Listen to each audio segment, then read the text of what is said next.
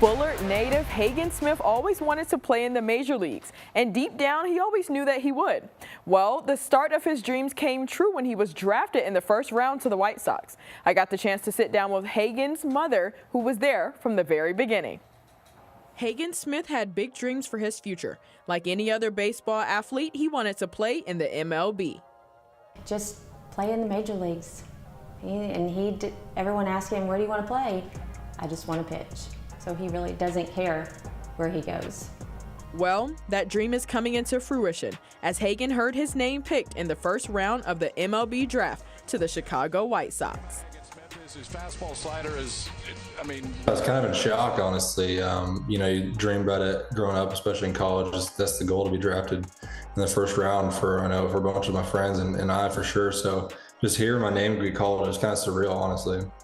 Hagen comes from a baseball family and took interest to the sport from a young age. Hagen started playing baseball when he was about 3 or 4. So he's been at it a long time. He was in the yard all the time throwing, all the time. And earlier on, his dad built him a batting cage in the backyard. So that's when he was still batting. But they did a lot of batting and throwing out there. It's just been a part of our family. I mean, his dad was a catcher. My dad was a pitcher in college, and my brother played all around. So it was just, he was destined.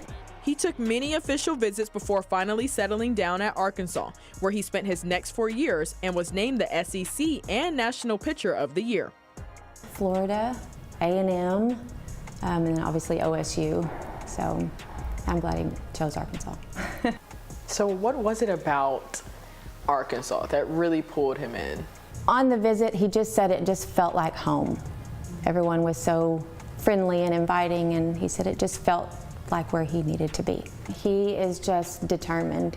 He is committed.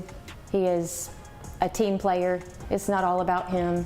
He's been there since freshman year, and so he gives it all. Hagen's collegiate career hasn't been all perfect. He had to overcome adversity to get to where he is today.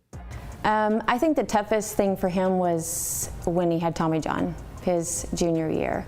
So that was tough. I think he kind of got down a little bit when he found out he was going to have surgery, but then he just kept going. He never stopped. He, rehabbed like he was supposed to, and he came back even stronger. Hagen's final season at Arkansas, he struck out 161 players, and on average, he only allowed 2 runs per game. But how did he do it?